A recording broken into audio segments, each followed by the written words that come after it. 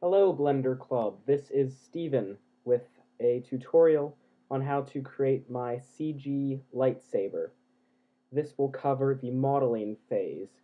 We made most of the modeling in our recent Meet 14, and I plan to finish it in Meet 15. If you missed this meet, or if you miss next meet, this will be the tutorial that you will watch to catch up. I may make this tutorial public so that other people can follow along as well. Okay, let's get started. In the left-hand corner, I have a thing called screencast keys, which displays what I'm clicking. So this will be useful for you guys to follow along. I'll be doing my best to explain as we go, but if I stop talking for a while, which I may well, you can just look there to try and keep up. Okay, so let's get started. The first thing we're going to do is delete our default cube. X delete. Yes, Graham. Then we are going to add in a background image. So click N to open the Properties panel. You can also watch our beginning discussion for Meet 14, which discusses a lot of these topics. Scroll down, check background images, open it, add an image, open an image. This image is in the shared folders textures folder. So I'll go there now. You can also find it pretty easily on Google.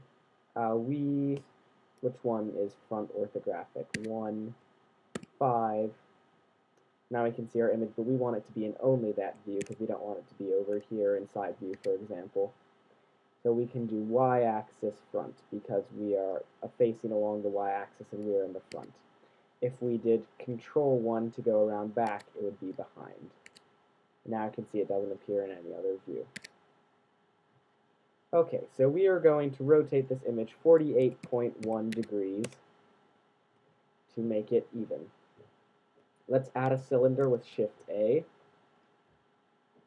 Let's tab into edit mode and rotate 90 degrees along our view axis, or the y-axis in this case. Let's go into wireframe view with Z, click A to deselect, and box select these vertices. Click X and then delete vertices. Click A to select these remaining vertices and drag them over here to the end. We're going to zoom in so that we can see closer and scale these down. We want to scale them down to be the width of this. Now the reason I'm placing this here rather than at the exact end is this, if you can imagine the oval continuing around of the back plate, would be the middle. So we're going to keep syncing this up with the middle. Because this photo is not in orthographic view, we have to do this. At some point, eventually, I think about, here, it's pretty linear, but over here we have to compensate. So this is how we're going to compensate. It's important that however you compensate, you keep compensating the same way. Additionally, it doesn't really matter if you follow the top or the bottom, because if you see the bottom is a little lower and the top is exactly even, it just matters that you follow the same one. So in this case, we're going to follow the top edge. Click E to extrude out to here. Then we're going to use one of the modeling techniques we discussed. We're going to extrude out to here, which you can see down here is where the bumps diverge from just a routine normal edge on the lightsaber. Then we're going to extrude out to here. Then we're going to extrude one more time, and then we're going to scale this middle edge loop of faces. So we can extrude along our normal. Going up or down, it doesn't really matter which one we use. I'm just using this one because it's a little clearer, because up here you have the bracket. And extrude again. And one more time. Now I can see this is a little uneven, so we can use Alt right mouse button to select this edge loop and use the red arrow to drag it over. Now we see the variation between these faces is pretty even. Use Control Tab and select face. Now we can select faces. So with your cursor on the exact middle line, or really any of these lines, use Alt and RMB again to select this face loop. Now we want to scale, but only on the Z and Y axes. We don't want to scale on the X, because if you just scale on all of them, you'll get weird results like that. And we already have our lines in the place we want them. So do S, Shift X to indicate everything but X, and scale up until the line is about even. We will cover making these little bumps later. Use Control Tab again and go back to Vertex Select mode. Alt right mouse button, select this, and I'm just going to extrude along for a while. Extrude, match it up, scale, drag this over a bit.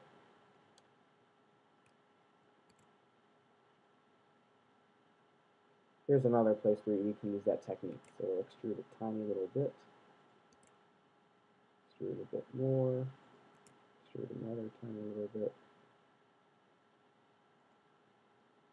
Grab this one just because I wasn't quite exact enough.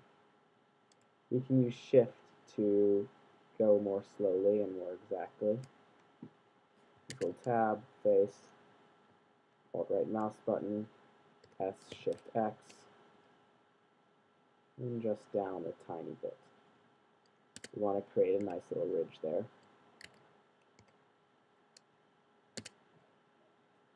Control Tab, Vertex, Alt R, and a big long extrusion.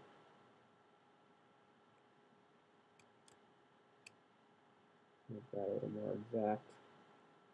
Now here we're going to extrude and scale. So click E, then click S, and scale down to where our top vertices match the top of the black. Now we can extrude out to here. What we're going to do is we're going to extrude all along these, and then we're going to select the edge loops using Alt RMB, Alt right mouse button, and Shift Alt right mouse button, and then we're going to scale them, Shift X, so only on the Y and Z axes all at once, so we don't have to go one at a time. This is similar to the technique we used to do this and this. So extrude, extrude, extrude. It doesn't have to be perfect, because a viewer won't exactly know the difference, but it should be pretty good. Also notice as we're going along, it's starting to bevel out more because of the camera's perspective. So make sure you stay along that top edge only and don't let the convex in the middle fool you.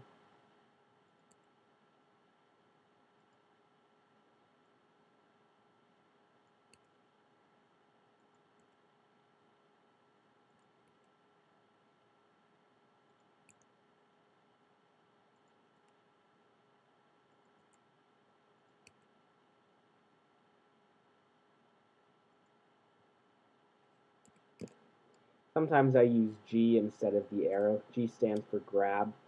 That's like the arrow except in a keyboard shortcut. Puts you in what's technically referred to as translate view.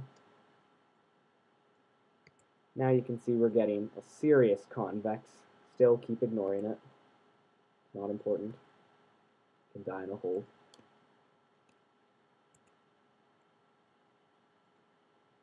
And since this is going to have to be extruded further or down, we're going to worry about that later. So now go through and use Alt right mouse button, keeping here. We always want to go in the middle of the line, because if we went in on the dot, we could possibly select this edge loop, which is not what we want to do. So select this one, and keep going along, selecting. You might find it easier to do it up here so you can more easily identify them. You don't have to hold Shift down the whole time, so I can stop holding it to pan over. Hold it again. Okay, so now that I've got them, we're going to do S, Shift X, and scale down. That looks about right. So you can see this is starting to take up shape already, although there is some weird shading. Everything's a little blued. It's kind of black. This is because the normals are facing in the wrong direction. In layman's terms, we'll discuss this in the Meet 14 discussion. Normals are what determines where a texture goes if you were to place a texture. Normally, the texture would go on the outside of the object, as in our wood chipping tutorial and focus tutorial. However, normals can be inverted to be on the inside if you're trying to create something like a subway tube or something where the camera is on the inside. Currently, the normals are on the inside because when we deleted those initial vertices by box selecting them, we messed up the normals. Fortunately, there's an easy way to fix this. So tab into edit mode, do A once or twice to select everything, and use T to open the properties panel. Go to shading UVs and click on recalculate. Normals recalculate. Now you see our shading looks perfectly normal.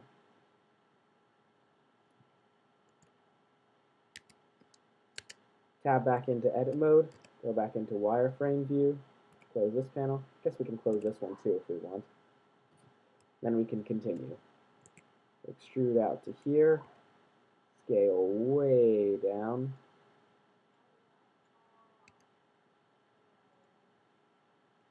Then we're just going to extrude and scale some more. Don't let the convex fool you again. Extrude over to here.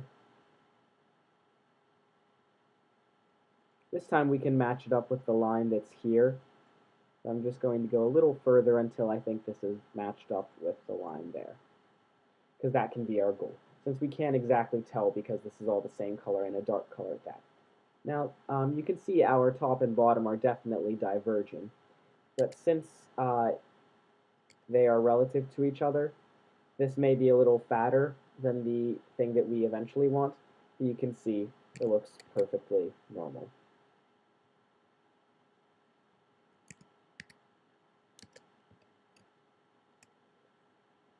But to that case, this is still a little bit fat, so I can use Control-Tab, or I can just go down here to go do Face Select mode. I can do this, S-Shift-X, make it a little more right-sized. Vertices, these, E, S, scale up.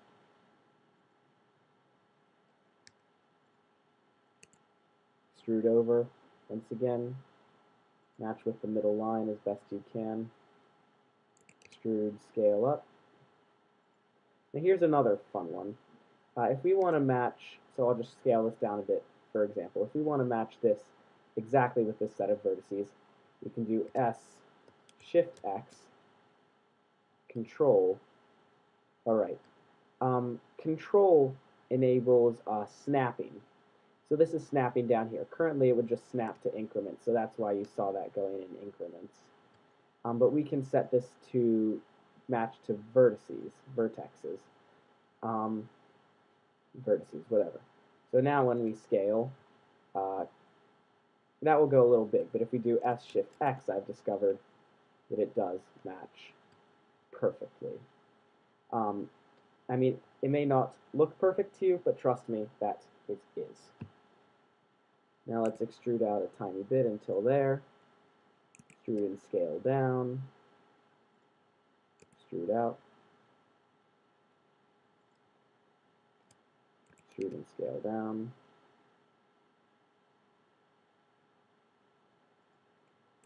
Extrude out.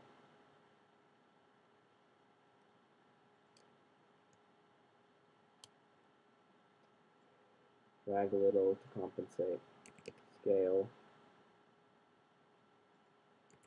Extrude. Make sure you're matching with that.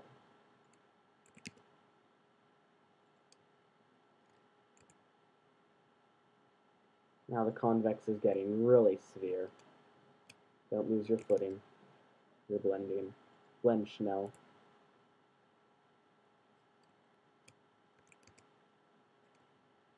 Using shift here to be a little more exact. Also note that the farther away you are from the point, the more control you have. extrude. And that's basically it. I don't want to model this part because my blade is going to be there. This image itself is kind of just a wacky toy image, so I don't want to follow everything. What I will do though is add a tiny little concave. So if I view it from this angle and I go to solid view, I'll extrude inwards, extrude scale, and then I'll just move it back a bit. Just like having a little convex there.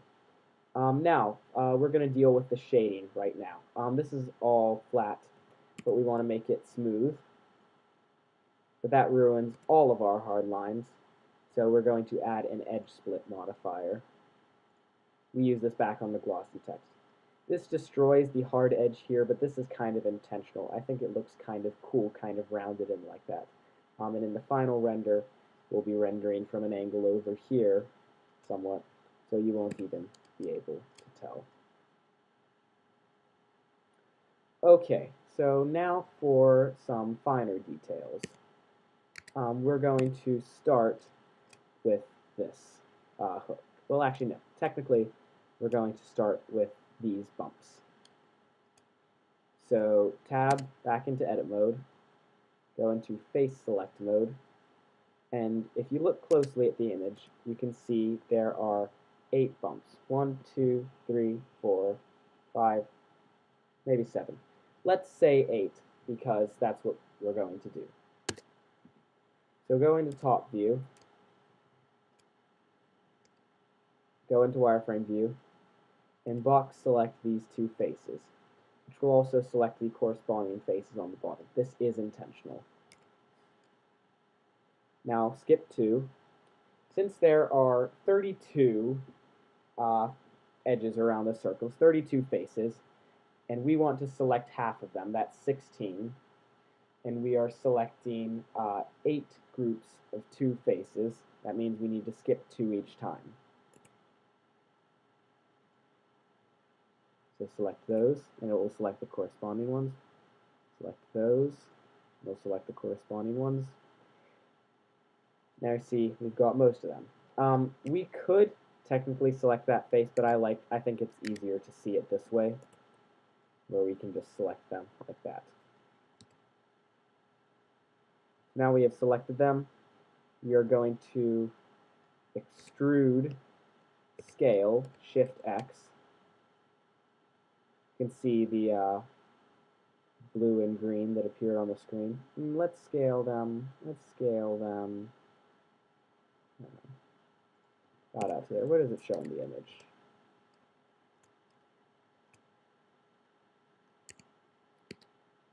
Can adjust a bit.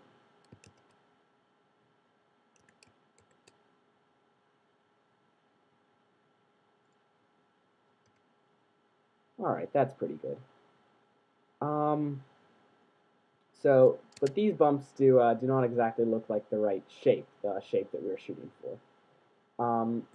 So let's start off by flattening them, getting rid of this dumb convex.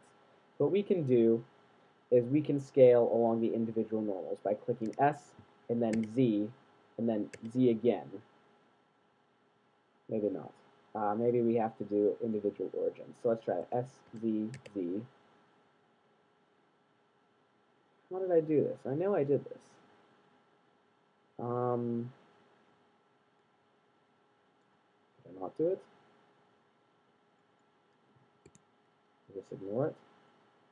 That doesn't seem like me. Let's worry about that later. So for right now, you see, we can see the sharp edge here because of the edge split modifier. So let's work on making that a little smaller. Let's scale all of these. Make sure you do have individual origins for this part. And if we scale them to the right point, to the right angle,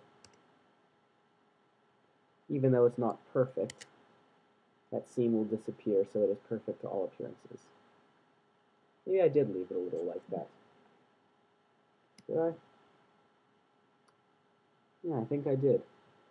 So I guess we can just keep it like that. Although it's still a little bit chunky this way for me. So let's try this. We can't scale everything on its Y. Oh wait, we can. So try S, Y, Y, and we can make everything a little thinner, a little fatter. Now will SCZ work? SZ, SXX. Oh, I'm not having Blender luck today. Whatever. That's close enough. I think that's close enough. Maybe a little bigger on the local Ys.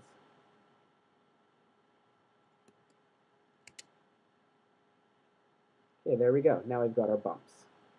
So what we're going to do now is we are going to cut it in half to create this thing. And we're not exactly going to create that. We're going to create more of a triangle.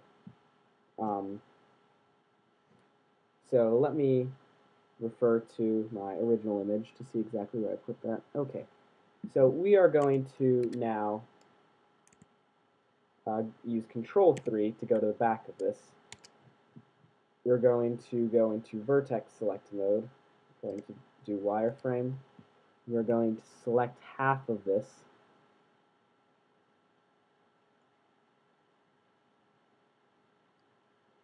And we are going to get rid of it. So X, delete vertices. So now we have a half a lightsaber, which admittedly does not look great, except from this angle. It's pretty good from that angle. So what we're going to do is add a mirror modifier and have it be on the Y. We will eventually apply this modifier, so you can use this arrow to move it up to the top so when we apply it, it doesn't bother with the edge split. And then later, that's when we will add those faces. So we've done this because we are going to make this all a single seamless mesh, which means that, well, it's seamlessly.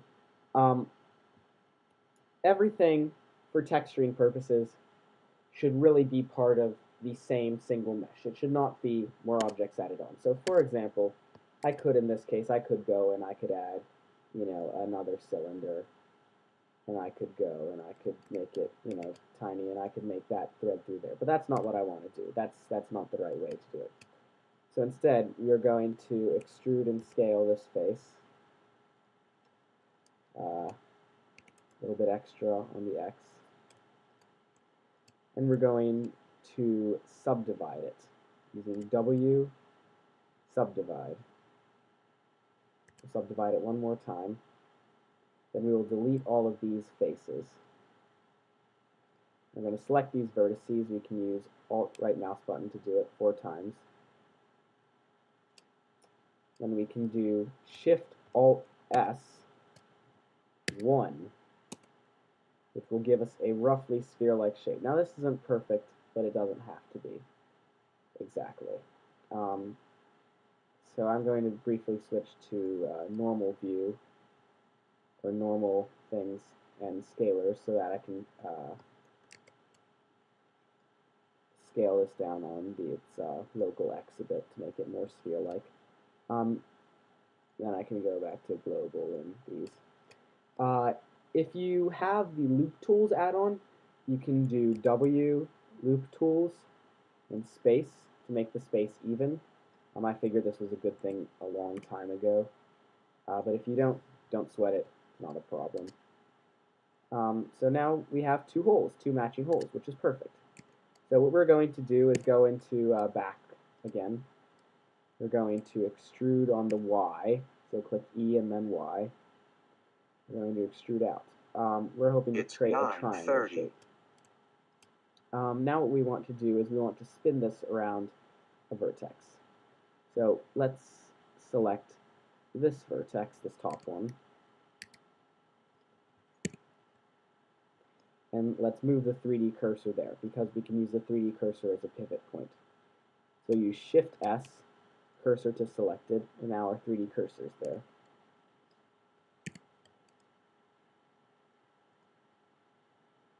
move to 3D cursor, reselect the edge loop using Alt-R, or Alt right mouse button. Now use Alt-R as the spin tool. Now this spins in reverse, but we can fix that. So use T to open the properties panel, and for the angle, instead of 90 degrees, make it more like negative 90 degrees. That's still not quite enough, so let's do a little more. Let's do negative 110. Yeah, that should be about right, because if you think about it, that's going to come up and form roughly a triangle. Yeah, so that's good. Now let's do a quick remove doubles to get rid of all the vertices that are at that exact same point where the 3D cursor is that we spun around. So A twice, then W, remove doubles. And that removes the 9 vertices that were all paired at that one single point. Alright, so now we can select this again. And we can extrude it. Let's go back into median point. And let's see if this extrudes along the normal. Nope. So then we can go into normal view. And we can drag it along the normal. Maybe. Maybe not. Anybody? Okay, so maybe, perhaps we'll just estimate it. I don't know. Done it before. It's not terrible. Turn on clipping. This makes it so that we can't go past the center point. So now these vertices have... so let's move this up here and move them together. So that merges them, but it gets a little skinnier. So let's scale on the Z. No, that's not still not quite what we want. So let's move it up close and just merge maybe 1 or 2 vertices, and then we can spin it the rest of the way. Let's move it close so that one joins. There. Join. Now we can move the 3D cursor there, Shift S, cursor to selected. And let's turn off clipping and merge. Let's spin it again. That's clearly a bit too far, so maybe like 30. Nah, wrong. Negative 30. We want a bit more than that, so let's turn merge and clipping back on and just spin it until it joins. Or until it gets really, really close. There, that looks pretty close. We can maybe do a little more with Shift. There, I'm not sure we're going to get much better than that. So if we tab out of edit mode, now we have a functional triangle ring on it. If we want to, but there is this this ugly edge where the didn't quite surpasses the edge split limit. Let's just grab that edge quickly. Use Alt-R, and let's move it a little bit on the x-axis until we see the weird shading disappear. There we go. I assume the same goes for the other side. Yeah, so we can select the same one. Move it ever so slightly on the X. There, now we've gotten rid of our shading issues. In reality, this thing was never quite... oh yeah, let's do another remove doubles. W remove doubles, gets rid of that. So now if we select this, we can use Control plus. No? Maybe not.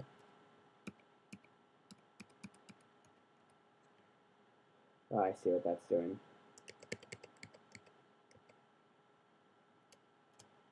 So we can perhaps select a couple things individually. Sometimes you just have to, do this kind of thing. I mean, I'm not a perfect modeler. I'll never pretend that I am.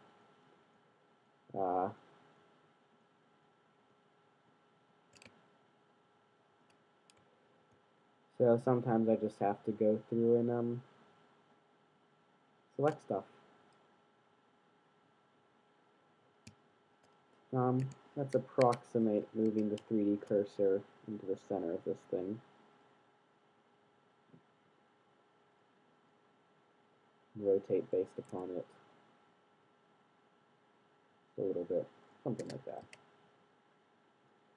There we go. Now look at that. We have a little triangular attachment. Okay, now our next step will be better done without the mirror modifier. So let's apply it. And now we have everything generated back to normal. Yeah, that's just easier to do that way. So we can select this edge loop and use F to create a face. Do the same on the other side.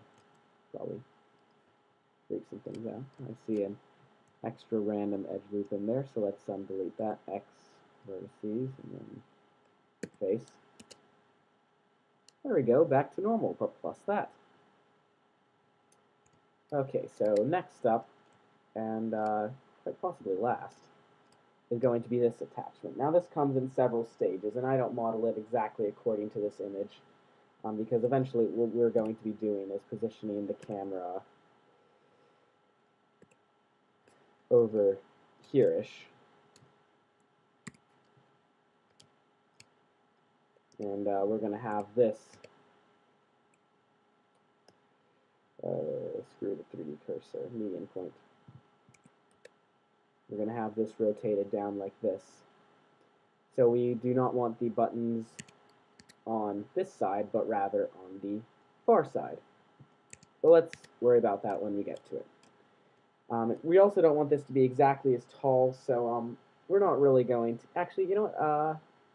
Yeah, let's keep this on just in case, but we're going to change quite a few things. Tab into edit mode, go into face select mode. Click A once or twice or 3 times to make sure everything's deselected. And select these faces.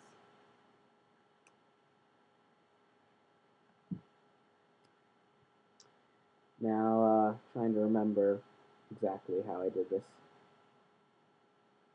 I think I gave myself no wiggle room on this side, but since there's a little wiggle room on that side, I'm going to add a loop cut. So never mind that. But use Control R, and that pink line will appear. You have to have your cursor in, the right place. You can't have it like there, but if it's generally in this vicinity, it should work. And then you can left click to confirm and drag it over to, here-ish. Doesn't have to be exact. Now let's go back into face select mode and select these faces. Yeah, that looks about like the right number of faces. So let's extrude upwards. Use SV0 to flatten it. Now we have our little extension. Now I don't want it to be as tall as this because this is like practically comical. So about there will do. Actually, right. I do want to include that little jutting out. So let's move this even a little lower. About as low as we can. Something like that. We don't want it to actually like be making an indent in the thing. And from there we can use extrude. We want to just extrude up a tiny bit. And then we just want to scale outward. So we'll scale outward to about there. But that will have scaled mostly on the X because this is disproportionate and hardly at all on the Y. So we can just go over here and scale on the Y alone to compensate. Did we break the edge? Yes. So now we have a distinct broken edge there, which is what we were looking for. I'm just going to, play around with this a tad bit more until I feel looks right. Yeah, I think that's good. Now I'll extrude again, up a little more this time. Something like that. I don't really like how high this is, so I'll just select that. Move it down a bit. Like my 4 faces.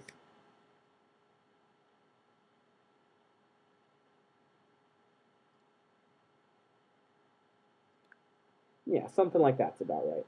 Now we do want to create these this edges on the top, because what we're going to have in our final render is the strip of copper and silver running down the center. That's going to be all materials. We're not actually going to model those copper strips. We're just going to use a bump map and a checker texture. I think it's a brick texture. But what we do want is, I tried at first just extruding these, but that left way too little space, so we're going to add a couple more loop cuts. We're going to use Control R, add one there, and immediately right-click to confirm.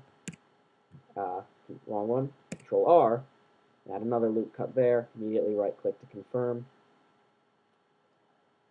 Now we can select these two faces and extrude upwards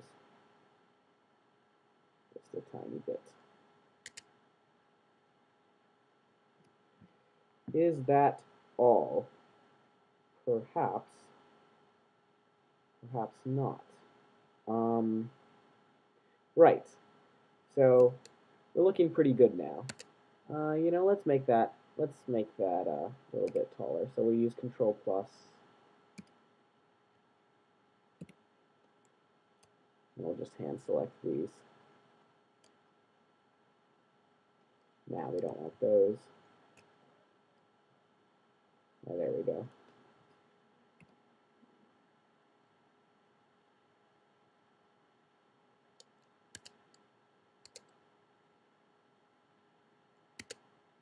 There we go. That looks about right.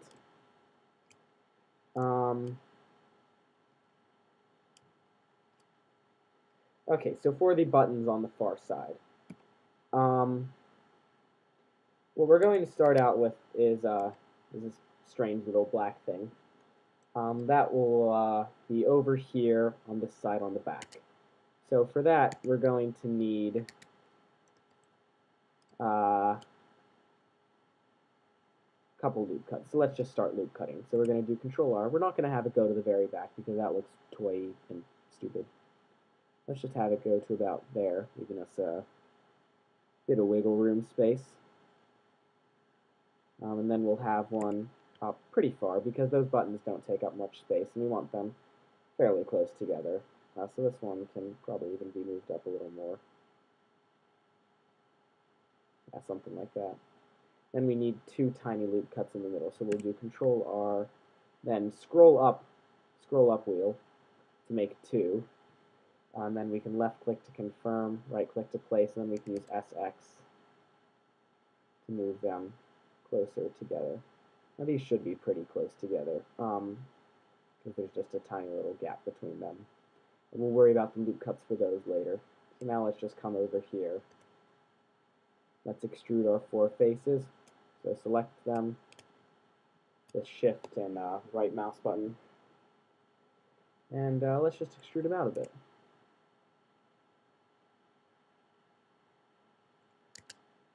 There we go, that's pretty decent. Now, making this groove in the center is kind of hard with perfect geometry. So we're going to start by deleting those three faces. And we're actually going to add a loop cut along the length of this thing. And right click immediately to confirm it, and then one along the length of this one. Left click, right click to confirm it. That gives us vertices that we can create faces around. So select those four, have to create a face. These four have to create a face.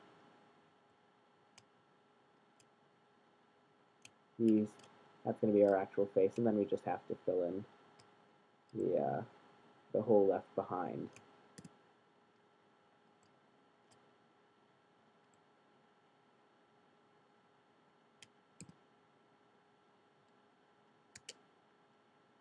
There we have it, the little black thing. That may be a little close, that loop cut, so let's grab those and drag it out a bit to make that gap a little less obvious. There we go, not half bad. Not half bad at all. And now just for the little buttons over here. So you can do one, Control 1, whatever suits your fancy.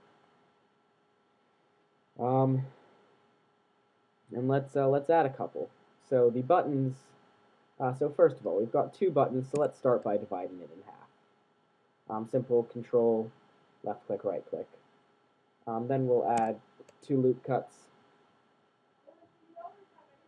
So scroll up, left click, right click, and SX, make them a little farther apart because we want the place where we're going to add them, to be square. That's about right. So if we look down in the bottom left-hand corner, I see 1.229, or we can approximate that to 1.3 because we want to scale the same on the other side. So type 1.3, enter. Then use Control-R, scroll up, left-click, right-click, SX 1.3, enter. Now we can come over to this side. We can select our 2 little test faces.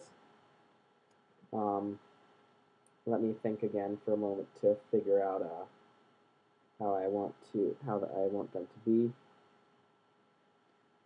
Now let's inset them just a tiny bit. So go to individual origins, extrude scale. There we go. Nah. So now we're going to use the same trick as last time with the snapping to match them to this. So extrude, y-axis, control, hover over there. Now they are the same length. So now what we need to do is we need to make one going up and one going down. So select this face and select this and shift select this face. Then do SZ0, enter. We'll do a remove doubles, so A once or twice, W, remove doubles. Guess we removed a couple others, that's always good. Maybe it's not good. There's something weird with the shading. Yeah, that did not go according to plan.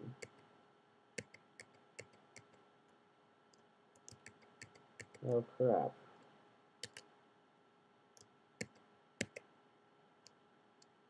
Okay, so let's try this again. Loop cut 1. Right click. Loop cut 2. Left click, right click. SX 1.3, enter. Loop cut 2. Left click, right click. SX 1.3, enter. Oh, it's late at night. Select these 2 faces. Extrude along the Y. Control that. Face 1. Face 2.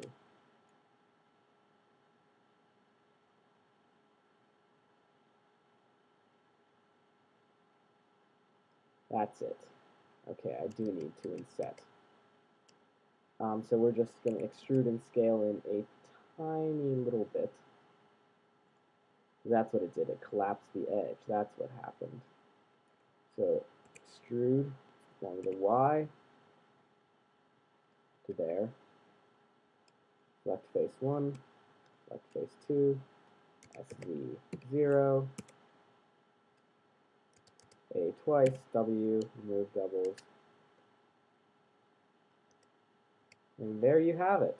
So eventually, when we go and rotate on the X, we are going to see that. We are going to see our fully modeled lightsaber with our couple buttons. So why don't we finish up with a final render? We'll finish up with a wireframe render. So you can zoom in a bit. Let's see. So the bottom of our lightsaber is about there. So let's just rotate until the lowest thing is about even with the bottom. So I don't know, maybe there. Nah, that doesn't look very cool. So maybe rotate a bit less.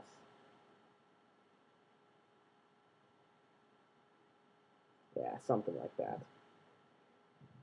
So let's just go over and add a slapstick material, new material, mix shader, a couple diffuse, one white, one black,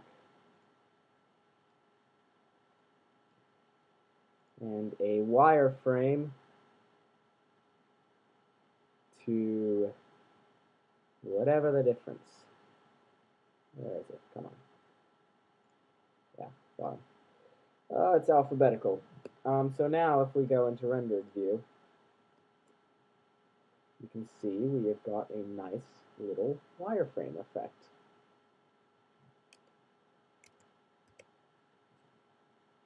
So I'll just name this material wireframe.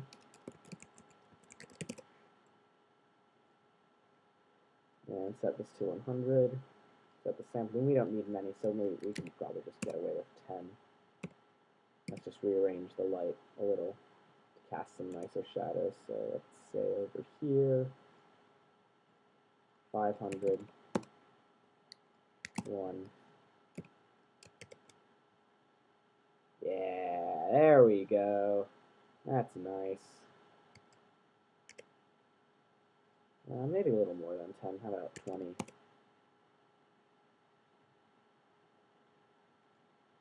Let's try rendering it. Oh, it's my super slow computer waiting for those squares to unfold. You can do it higher at home if you want, but I'll just do it this relatively low resolution.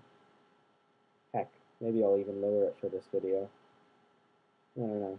How much time do you want to give it? You can just skip ahead. Lucky ducks. Wish I had one of those screen recorders where I could just like pause for a moment. You know what I mean? Oh, it would be nice. It would be nice if I had a Mac that wasn't ancient. Yeah, at least I have a Mac. Pretty nice.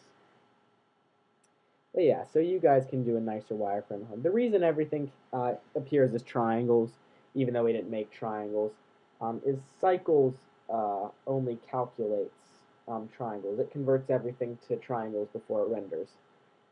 So we see quads, it sees triangles by default. Everything gets subdivided into triangles. In fact, some things get subdivided really weird. Like if you look at the bottom face when it renders, you'll see it's just all messed up. Triangles going every which way. Yeah, hate Hilbert spiral. No, I don't. I like it. It's not that bad. They're okay. But yeah, for 20 samples, that's not a half bad render. It's not crystal clear. It's not perfect, but it's not awful.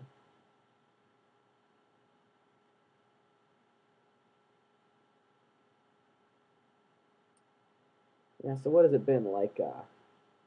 40, 50 minutes now. I don't know. This is my first tutorial. I could probably get it down if I practiced more. But hey, I got stuff to do. And it's a complex model. It's my like third time doing it, trying it.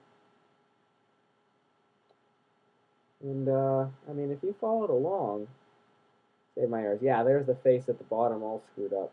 You know, not half bad. 18. There we go. Now we can just save it to a directory. So fn f3. I don't know. I'll put it in my Google Drive. Why not? Throw it in the Blender Club folder somewhere.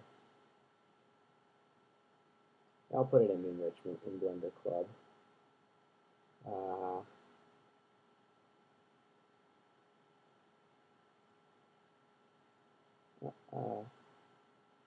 Yeah, how about out of Blender Club? Light. Yeah, oh, did I never mention that you should save along the way? Yeah, you should really have saved before now.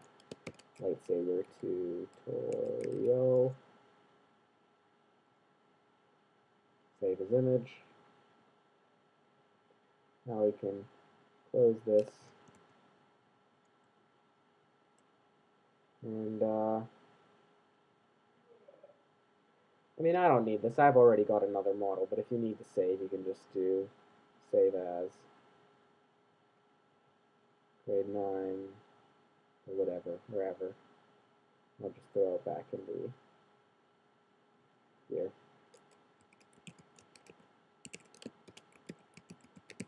Always name your images similar to your dot blends. Keeps everything sorted nice and neat. And there we go. There's our final lightsaber. I hope you enjoyed the tutorial. I hope you learned something. Blender Club members, looking forward to Meet 14.